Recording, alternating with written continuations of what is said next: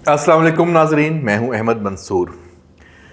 26वीं आईनी तरमीम मंजूर हुई तो हमने जब ये तरमीम मंजूर हुई तो पार्लियामेंट में मैं भी मौजूद था। आपने भी लाइव स्ट्रीमिंग देखी थी कि बिलावल भुट्टो जरदारी ने एक तकरीर की थी और कहा था कि काले सांप इफ्तिखार मोहम्मद चौधरी की जो अदलिया है, जिसने पार्लिमान को यरगमाल बनाया हुआ है, मफलूज किया हुआ है, उससे निजात हासिल कर ली गई है इस आईनी तरमीम के ज़रिए। तमाम जो पॉलिटिकल फोर्सेस हैं उनकी तकारीर में और उनकी तरफ से जिस तरह का बयानिया सामने आ रहा था, उसमें यही एक नुक्ता था। लेकिन अभी जो सूरत हाल है वो थोड़ी सी मुख्तलिफ है।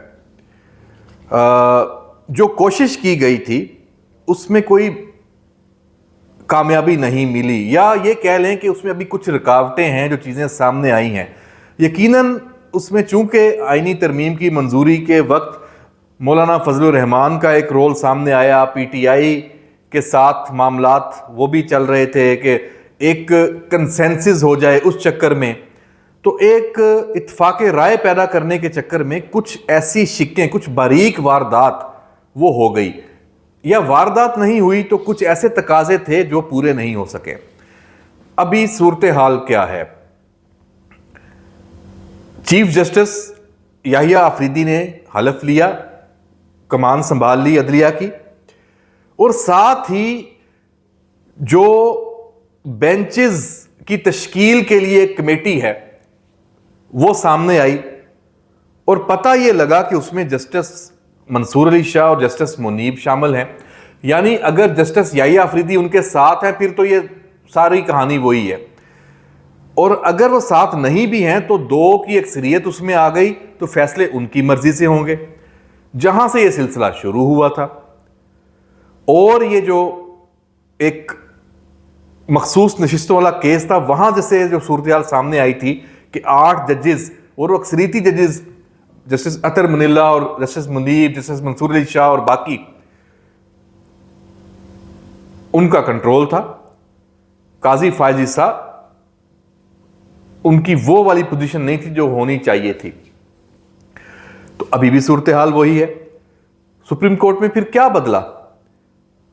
अगर बिलावल भुट्टो जरदारी ये समझते हैं या ये कहते हैं कि काले सांप इफ्तिखार चौधरी की अदलिया को फारग कर दिया गया है, तो अमलन तो ऐसे नहीं हुआ। सारा कुछ तो वही कुछ है, कुछ फर्क नहीं पड़ा।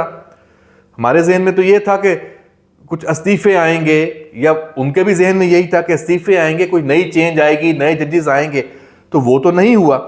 तो यहां पे प्रॉब्लम क्रिएट हो गया है, और ये बड़ी खबर है जो हम आपसे शेयर कर रहे हैं कि इसका इदराक फौरन ही कर लिया गया है, और इस मामले को यहां पे छोड़ा नहीं जा रहा कि देख लेंगे शायद आगे क्या हो। बिल्कुल भी नहीं। फैसला कर लिया गया है कि पार्लिमान ने जिस एक बड़ी इनकलाबी तब्दीली के लिए कोशिश की, एफर्ट की, आईनी तरमीम मंजूर हुई, उसको ऐसे नहीं छोड़ा जाएगा मुबहम। उसमें अगर कानून में कोई तरमीम होनी है, नया एक्ट बनना है, उस आईनी तरमीम की रूह के मुताबिक वो भी होगा। जो रूल्स बनने हैं उसको भी, उसमें भी हुकूमत अपना पूरा जोर लगाएगी कि जो आईनी तरमीम की रूह है वो मुतासर ना हो। और अगर इसमें दोबारा एक और आईनी तरमीम की जरूरत है, जिसको 27वीं आईनी तरमीम अब कहा जाएगा, जारी बात है 26 के बाद 27वीं आईनी तरमीम आती है, तो उसके लिए, और ये जल्द से जल्द होगा। बिलावल भुट्टो जरदारी ने ही इनिशिएटिव लिया है। लाहौर में वजीर आजम शहबाज शरीफ से मुलाकात की है, और उसमें यह मामला उठाया भी है और उन्हें कायल भी कर लिया है। तो व्यूअर्स, दोबारा पार्लिमान में महाज लगने लगा है, और जो थोड़ी बहुत कोई कमी कोताही रह गई है उसे अब पूरा किया जाएगा।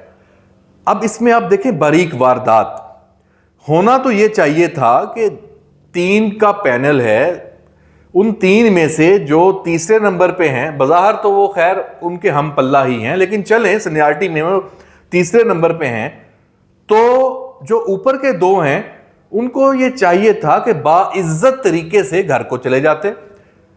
اور میں تو یہ سمجھتا ہوں کہ جسٹس منصور اور جسٹس منیب کو اگر وہ عدلیہ اور پاکستان میں نظام انصاف کی بہتری چاہتے ہیں اور ایک سسٹم کو چلنے دینا چاہتے ہیں تو وہ گھر چلے جائیں، کہیں کہ جناب ہم چاہتے ہیں کہ جسٹس یحییٰ آفریدی پر کوئی دباؤ نہ ہو کہ ان سے جو سینئر ہیں وہ ان کے نیچے موجود ہیں تو وہ اپنے کام آزادی سے اپنے فیصلے نہیں کر پائیں گے.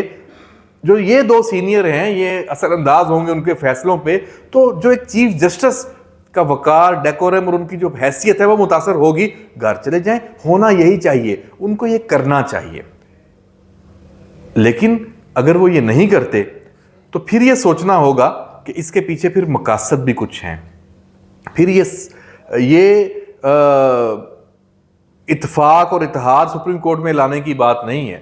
یہ اثر نو صف بندی اور نئی پلاننگ اور نئے طریقے سے اپنا جو پچھلا ایجنڈا ہے اسی کو آگے بڑھانے کی کاوش ہے. تو اس کا ادراک کر لیا گیا ہے. بلاول بھٹو زرداری نے جو کہا کہ افتخار چودھری کالے سانپ کی بات کی پارلیمان میں، اس دن وہ ایوان صدر میں موجود بھی تھے، میں بھی ان سے ملا، میں نے تو ان کو مرشد کہہ کے مخاطب کیا. بلاول وہاں پہ نہیں تھے. میں سمجھتا ہوں شاید اسی وجہ سے نہیں آئے کہ ان کا سامنا افتخار چودھری سے ہوگا تو جو پارلیمان میں انہوں نے ایک موقف رکھا ہے، ایک تقریر کی ہے، اس پہ کچھ سوالات اٹھتے. جو وزیر اعلیٰ پنجاب مریم نواز شریف صاحبہ ہیں ان کا بھی وہاں پہ ہم نے دیکھا کہ کوئی جیسچر اور چیزیں بالکل بھی انہوں نے کوئی لگی لپٹی نہیں رکھی اپنے موڈ کو شو کرنے میں. انہوں نے شو کیا کہ یہ مطلب کیا کہ اگر ہم نے کمپرومائز ہی کرنا ہے اور سب کچھ ہے تو پھر تو کہانی اور ہے.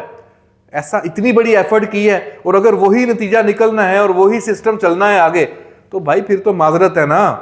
تو جناب اس معذرت کے چکر سے نکل آئے ہیں اور فوری فیصلہ کر لیا گیا ہے. فیصلہ یہ ہے کہ 26ویں کے بعد 27ویں ترمیم کی ضرورت پڑتی ہے اور اس پہ بات شروع ہے، وہ منظور ہوگی. جو پریکٹس اینڈ پروسیجر ایکٹ 2023 ہے اس میں ترمیم کی ضرورت پڑتی ہے 26ویں آئینی ترمیم کے تناظر میں، اس پہ بھی بات ہوگی. اور جسٹس منیب